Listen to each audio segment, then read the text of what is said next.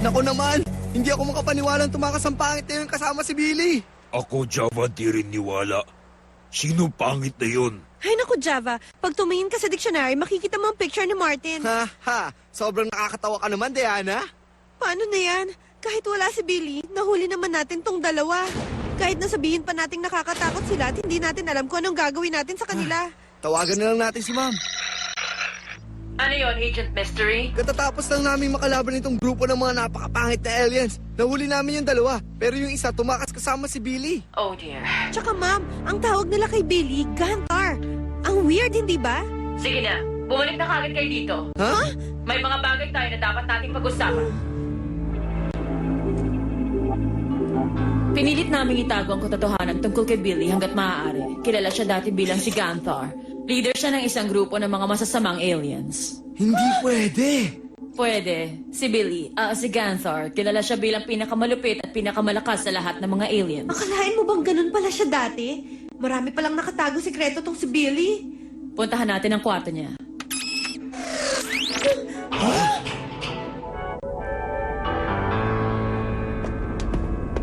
Wow! Ito pala ang kwarto ni Billy. Huh. Maliban sa napakalaking picture ko, lahat naman dito normal lang. Oh? Binabawi ko na. Hindi pala lahat ng bagay dito normal. Ano mga yan? Parang isang galaxy na puno ng mga pangit at natuyong mga planeta. Yan ang mga planeta na nasakop ng mga alagad ni Ganthar. Anong ibig mong sabihin na sakop? Pagkatapos nilang sakupin ng mga planeta, kinukuha nila mga yaman nito. Kaya namamatay ang sino man na naroroon. Tapos lilipat na naman sila sa iba. Kaya pala nasakop dahil winawasak nila ang planeta. Ha, tama ka. Kaya pala nandito yung mga pangit na alien na yun. Wawasakin nila ang Earth. Kung magagawa nila. Teka, bakit yung planetang yun blue? Yan yung nagdesisyon na si Billy na ayaw na niya. Napagod na rin siya sa mga panahong mawawasak siya ng mga planeta. Basta isang araw na lang, iniwan niya ang kanyang army. Paano naman siya napunta dito sa center? Alam kong narinig niyo na ang story ng Area 51 dyan sa Roswell, New Mexico. Yung weather balloon na bumagsak mula sa langit? Hindi yun isang weather balloon.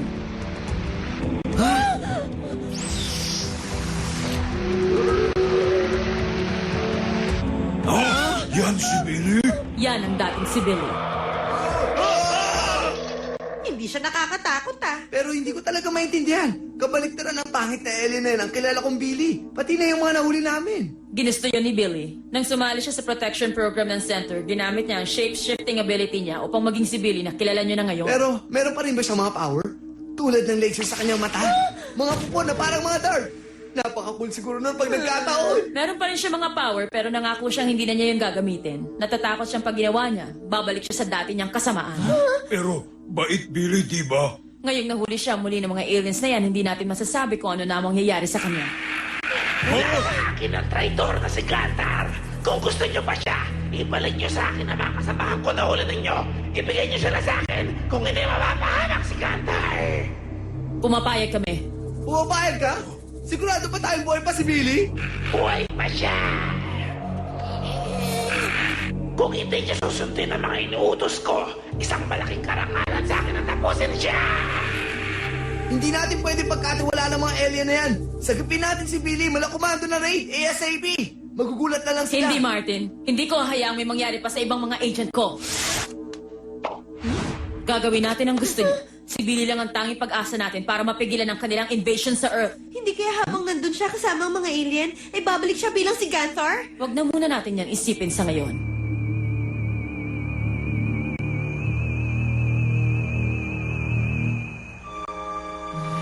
Ayoko nang nagpapalitan ng prisoners. Bakit pa kasi dito sa desyerto tayo magkikita? Paano kung inutulan tayo ng mga yun? Bakit kasi pumayag-payag pa si Ma'am sa kanya? Wala na siyang choice. Hawak ng alien si Billy. Pero duda talaga ako. Tignan mo nga naman, gumagalaw na uli sila. Sige lang, mag-ingay pa kayo. Tignan natin kung di ko baba ng temperature ng aircon. Baka manigas kayo ulit yan. Anong nangyayari? Tingnan mo!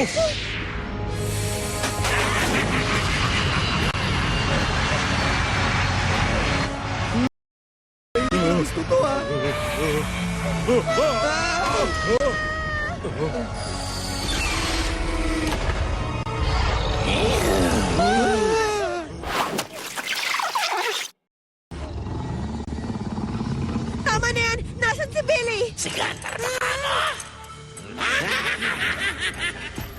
Huwag niyo ituloy ang palitan! Kailangan nila ang isa't isa para ma-operate ang transmission beacon! Transmission beacon? Tumahimik ka dyan! Billy! Sundan mo lang ang plano niya. Maliligtas din siya. Tama na nga yan! Di nyo pwedeng gawin yan sa kaibigan ko! Ha! Ano na naman ba yan? Plasma ng alien insect sa office ni ma'am. Mapre-freeze nito ang anumang alien na lalabas sa akin. Ha? Martin, wag! Ah! Ah! Java, hindi ka lang! Hindi kayo sumunod sa usapan. Hindi nyo dapat ginawa yan. Ngayon, magbabayaran nyo to. Isa kasi dyan eh. Ano ba pumasok sa kukote mo? Malay ko bang may force field pala ang mga yan? May nagsabi ba sa akin tungkol dyan?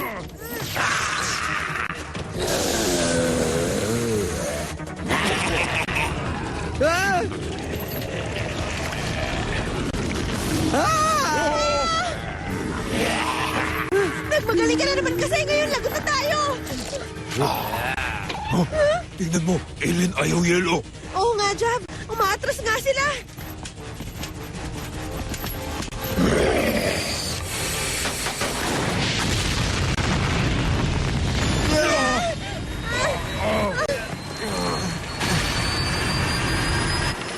Ah! Tignan nyo, iniwan nilang tatlo si Billy. Asa ka pa? Aray ko. Billy!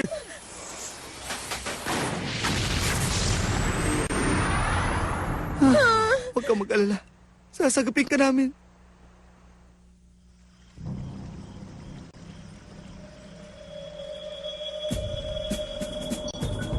Wala ka nang kawala ngayon, Gantar. Kakampi ka ba sa amin o hindi? Hindi na ako babalik sa inyo. Kung ganun sa wakas, tatapusin ka na namin. Pero bago mangyari yun, ipapakita namin sa'yo kung paano namin pupulbasin ang planetang ito. Ngayon na! Oras na!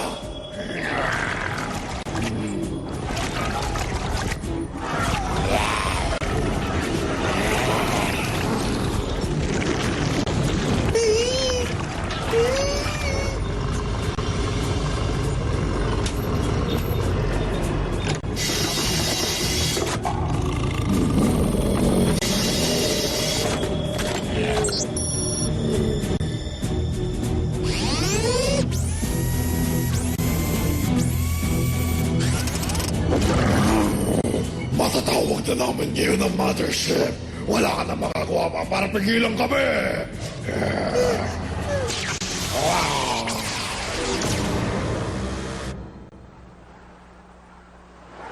Hey, ma'am. Meron ako masamang ibabalita sa inyo. Medyo palpak yung palitan ng prisoners. Anong medyo palpak? Baka total disaster ka mo. Nasa kanila pa rin si Billy at nakataas naman yung dalawang aliens namin. Mas masama ang balita ko. Merong isang malaking alien ship na mabilis na pumapasok sa ating solar system. Kung wala si Billy, mapapahamak ang buong mundo. Bumalik na kayo sa center para mabigyan kayo ng briefing. Kung hindi ka ba naman nag-ala superhero kanina eh. Ha, sige, pagdiinan mo pa. Masama rin ang loob ko at hindi ko na-rescue si Billy. Kaibigan ko rin si Billy pero may malaking problema pa tayong dapat unahin. Baka nakakalimutan mo ang buong mundo ang nakasalalay dito. Alam ko na, Diana. Hindi ko alam kung pwede pero baka makontak ko si Billy gamit ang U-Watch. Ganun nga. Alam niya nang gagawin niya doon. Billy! Billy! Narinig mo ba ako? Martin, ikaw ba yan ha? Oo, ayos ka lang ba? Ayos na ako. Mabuti naman at kinakausap mo pa ako hanggang ngayon. Bakit naman hindi? Kasi ngayon alam mo na kung sino talaga ako. Baka kasi ayaw mo na ako maging kaibigan. Nakaraan na yun, Billy. Ang importante, kailangan ka namin para matalo yung mga alien. Nasaan ka ba, Billy? Ang coordinates 24.32 space 2994. Mga scout ka ang mga alien na to. Nagpadala sila ng signal sa mothership. Kapag dumating na sila, sigurado ka na sa dito. Ano nangyari? Hindi ko alam. Pero hindi tayo babalik sa center. Tara na, wala nang oras.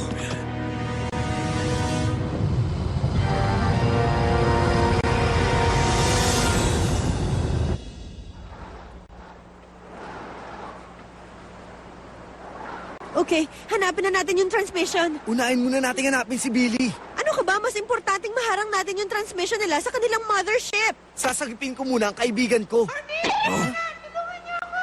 Boses siya ni Billy! Baka nakatakas siya. Mukhang nasa panganib siya. For For the record lang ha, parang hindi tama itong gagawin natin. Ay, para namang may magagawa ako.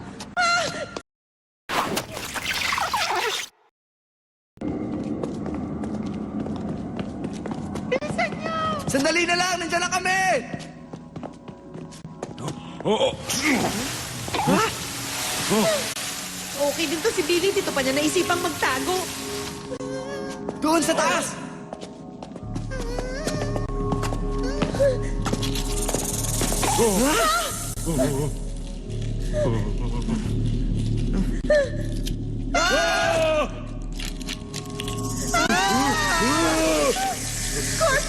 Alam ko lang, hindi ka sana ako sumama sa inyo dito. Huwag kayong matakot! Yan lang naman ang pinaka-venomous na scorpion dito sa buong mundo! Tama na, Daldal Martin. Punta na, Billy. Tama ka, Jabs! Uunahin pa ba nating matakot sa nakakamatay na scorpions na yan kesa sagupin si Billy?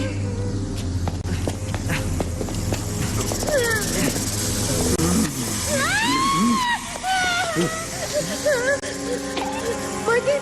Java! Halika niyo! Billy! Paano ka nakatakas?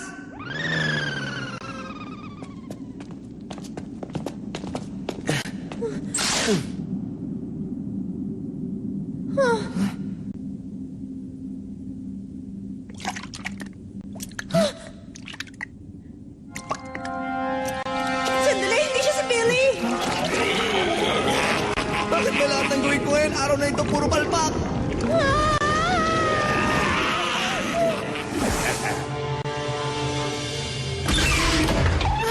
Ah! Panoorin mo mula dito kung paano namin wasakin ang planeta ninyo! Martin! Diana! Java! Sinira niyo na ba ang transmitter? Hindi pa. Gusto kasi nito na iligtas ka muna namin, kaya nandito kami. Ha? Bakit niyo ginawa yun? Sige na, sabihin niyo na, kasalanan ko na naman. Kasalanan mong lahat ito! Ay, salamat. Mabuti, nailabas ko na yun. Mas magandang birthday present siguro kung napasabog na namin yung transmitter. Ha? Alam niyo pala tatlo na birthday ko ngayon? Oo naman, bakit namin makakalimutan ang birthday ng kaibigan namin? Oo nga. Happy birthday, Billy. Ako rin, happy birthday! Salamat! Kala ko kasi hindi niya alam na birthday ko ngayon. Tama na nga muna yung cute birthday moment. Kung hindi natin mapipigilan yung mga alien, wala ng birthday pa tayong may celebrate. Billy, saan ba nakalagay yung transmitter? Doon sa control room. Gumamit sila ng radiation bilang power para makontak ang mothership. Libo-libong sundalo ang laman nun at handa silang wasakin ang Earth pagdating nila. At ano pa? Kukunin nila ang yaman ng Earth, minerals, puno, tubig, lahat-lahat. Ikaw ba talaga ang dating leader ng mga alien na yan? Marami ako nagawa sa buhay ko na hindi ko pinagmamalaki. Pero nagbago na ako. Alam namin yun, Billy. Ikaw bait na. Meron siguro daan palabas dito. Alam ko na, basagin na lang natin ang bintana. Hindi basta-basta na mabasag ang bintana yan. Tingin ko nga. Ha? Ha? Ha? Wow! Tignan niyo to, bilis!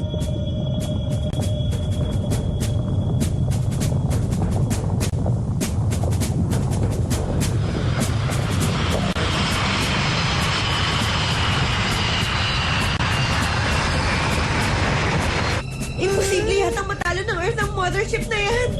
Lugod na tayo. Maliban na lang kung maging gantor uli si Billy at gamitin niya ang powers niya.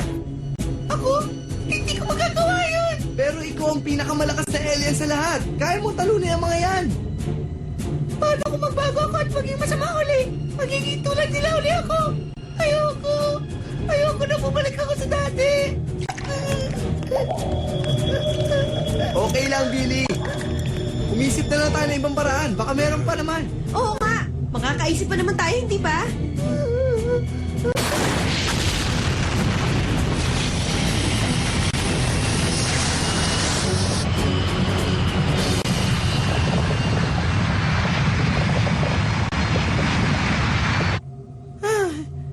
Layuan niyo ako! Umalis ka kayo sa harapan ko!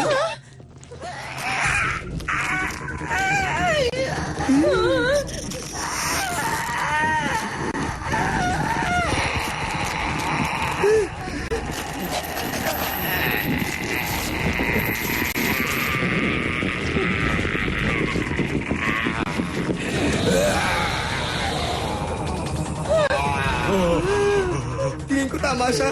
Hindi yata magandang ideya ang ganito.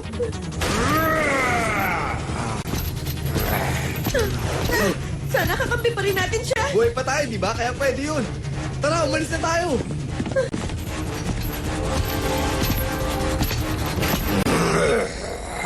Oh, Gandar! Mabuti at naisipan mo na sumama sa amin.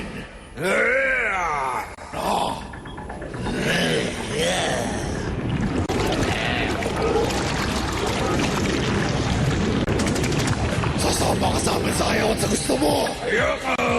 Ah. Naging super alien ang tatlong pangit. Wala ka na makakuha pa, Gandar. Narito na sa Earth ang mothership. Wala ka ng oras. Sumama ka na lang sa amin.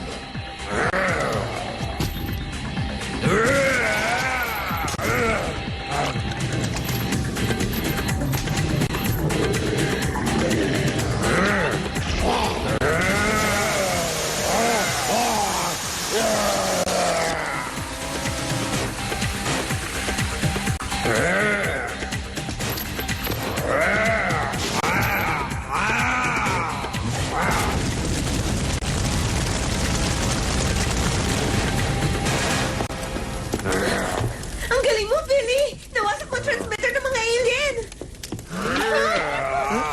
Billy, kami ito. Mga kaibigan mo. Kung ako ang tatanungin niyo, hindi ako basta gagalaw dahil baka lang lalong magalit siya.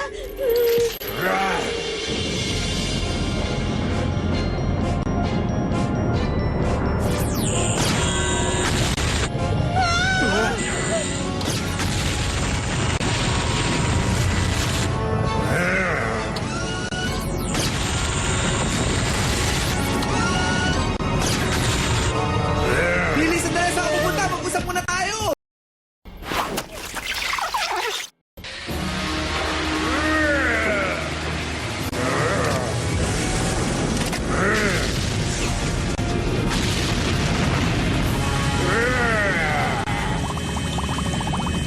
Ano gawa, Billy? Pinapakita niya kung sino talaga ang boss.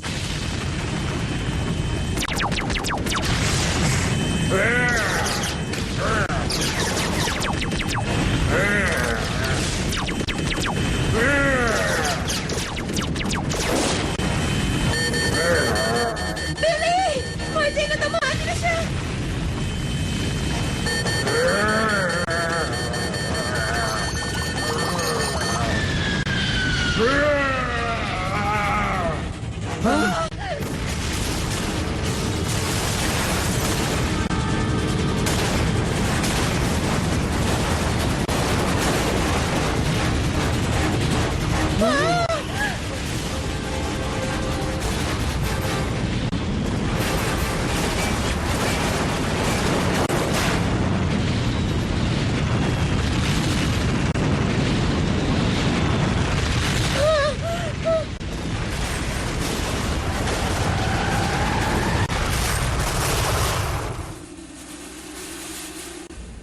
Iniligtas niya ang buong mundo.